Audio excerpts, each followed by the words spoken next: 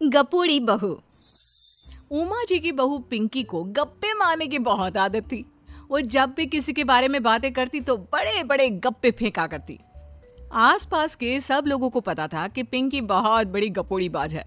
लोग उसकी बात पर विश्वास नहीं किया करते थे, लेकिन हाँ, उसकी बातें सुन सुनकर हंसते बहुत थे। अरे बहू, पड़ोस वाली शर्मा जी है ना, उनकी बेटी का जन्मदिन है, तुम भी चली जाना।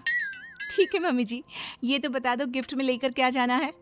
अरे लेकर क्या जाना है, 250 का लिफाफा दे देना, बस काफी है। अरे मम्मी जी, अच्छा लगेगा क्या? पड़ोसी हैं हमारे, हमें कुछ बड़ा लेकर जाना चाहिए। अरे बहू, इतना काफी है। जानती हैं आप, मेरे मायके में जब पड़ोस में किसी की बर्थडे होती थी ना, तो मम्मी कुछ ना कुछ गोल्ड का ही देकर भेजती थी। पड़ोसी के बर्थडे में सोना?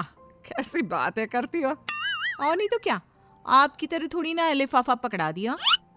पिंकी शर्मा जी की बेटी के जन्मदिन में चली जाती है। अरे आज तो बड़ी सुंदर लग रही हो साड़ी में। जी मैं तो लहंगा पहनकर आने वाली थी, मम्मी जी नहीं मानी। अरे बेटा, बर्थडे पार्टी में तो साड़ी चल जाती है, मेरा मतलब कोई शादी थोड़ी ना है। कैसी बात कर रही हैं आप आंटी जी? मेरे मायके में तो छोटे छोटे फंक्शन भी हम लोग लहंगा बनवाते थे बुटीक से, डिजाइन करवाकर। चाहे पड़ोस में किसी का जन्मदिन हो, मेरी मम्मी हमेशा बुटीक से नया लहंगा डिजाइन करवाती थी। मैंने तो ऐसा कहीं नहीं देखा, ये तो तुमने आज बड़े कमाल की बात बताई।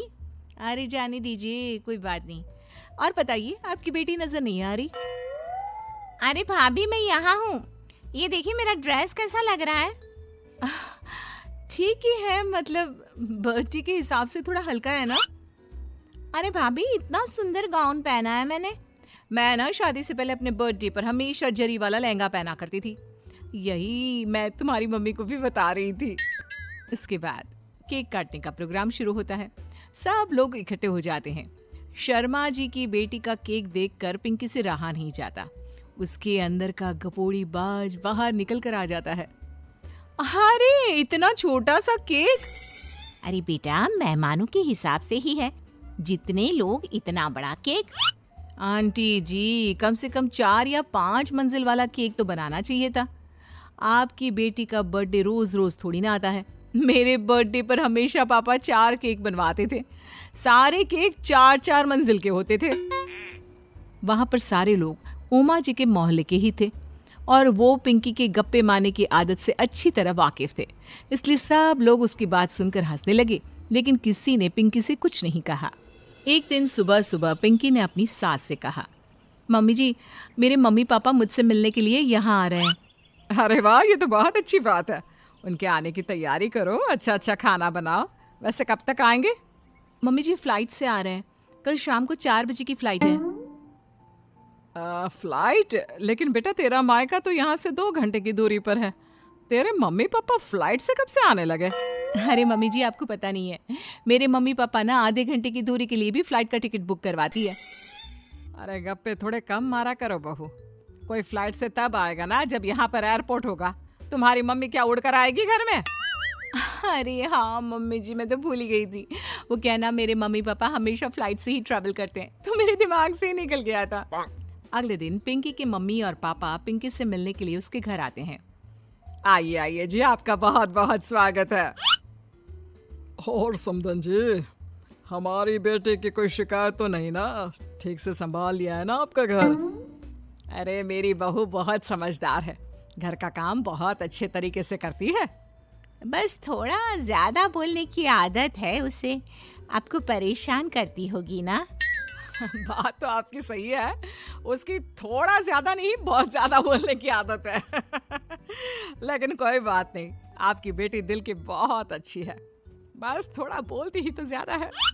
पिंकी बेटा, इधर आओ, देखो तुम्हारे मम्मी पापा आए हैं, तुमने इनके लिए खाना तो बना लिया ना? वो क्या है ना मम्मी जी, आपसे एक बात कहनी थी। हाँ हाँ बोलो बहू, क्या बात है, डरने की कोई जरूरत नहीं। वो मम्मी जी, मैंने सोचा मम्मी पापा आए हैं तो खाना बाहर से मंगवा लेती हूँ। अरे कोई बात नहीं बेटा, वैसे भी तुम किचन में काम करने लग जाती तो अपने मम्मी पापा से बात कब करती। बहुत अच्छा किया, अब तुम अपने मम्मी पापा के साथ बैठकर आराम से बात करो, मैं अंदर जाती हूँ। शाम का वक्त जैसे ही दरवाजे की घंटी बजी, 3-4 लोग हाथों में खाने की बहुत सारे पैकेट लेकर उमा जी के घर पहुंच गए। अरे भाई, कौन है आप लोग? लगता है गलत पते पर आ गए। नहीं नहीं माँ जी, हम तो खाने का ऑर्डर डिलीवर करने आए हैं, यहीं से बुकिंग मिली थी। अरे नहीं नहीं, आपको कोई गलत फहमी हुई है। हमारे यहाँ तो 2 ही मेहमान आए हैं। आपके हाथ के पैकेट देखकर लगता है इसमें 50 लोगों का खाना है। माँ जी, आपने सही समझा, खाना तो इसमें 50 लोगों का ही है, क्योंकि हमें ऑर्डर यहीं से 50 लोगों का मिला है। अरे लेकिन इतना सारा खाना, कहीं मेरी बहू ने अपनी गप मारने की आदत के चलते ऐसा तो नहीं कर दिया? ये खाना आप रख लीजिए और हमें हमारे पैसे दे दीजिए। अच्छा, वैसे कितने का बिल बना है? ज्यादा नहीं, बस 10,000 दे दीजिए। उन लोगों की बात सुनकर उमा जी पिंकी को आवाज देकर वहाँ बुलाती है। जैसे ही पिंकी वहाँ आती है, खुश होते हुए उन लोगों को वहाँ पर खाना रखने के लिए कहती है। अरे इतना सारा खाना क्यों मंगवाया बहू? अरे मम्मी जी, मैंने आपको बताया तो था, मम्मी पापा आए हैं तो मैं खाना बाहर से मंगवा रही हूँ। ये बात सही है बेटा, लेकिन 2 लोगों के लिए 50 लोगों का खाना? अरे मम्मी जी, कुछ कम पड़ जाए तो अच्छा थोड़ी ना लगता है, और मेरे मायके में तो ऐसा ही होता है, एक्स्ट्रा खाना मंगवाते हैं हम लोग। तभी पिंकी के मम्मी और पापा वहाँ पर आते हैं। अरे बेटा, एक्स्ट्रा खाना मंगवाने का मतलब ये थोड़ी ना होता है कि 2 लोगों के खाने के लिए 50 लोगों का खाना मंगवा लो। और बेटा, तुम्हारी गप मारने की आदत के चलते 10,000 का बिल आया है। तुम्हें नहीं लगता ये गलत है? देखो बहू, बढ़ा चढ़ाकर बातें करना अपनी जगह, लेकिन इतनी बड़ी बड़ी फेंकना भी गलत है ना। पहली बात तो इतने सारे पैसे लगे, और दूसरी बात खाना वेस्ट होगा। आप लोग ठीक कहते हैं, मैं आज के बाद अपनी इस आदत को कंट्रोल करने की कोशिश करूंगी और अब से गप थोड़ी कम मारा करूंगी। पिंकी की बात सुनकर सब लोग हंसने लगे।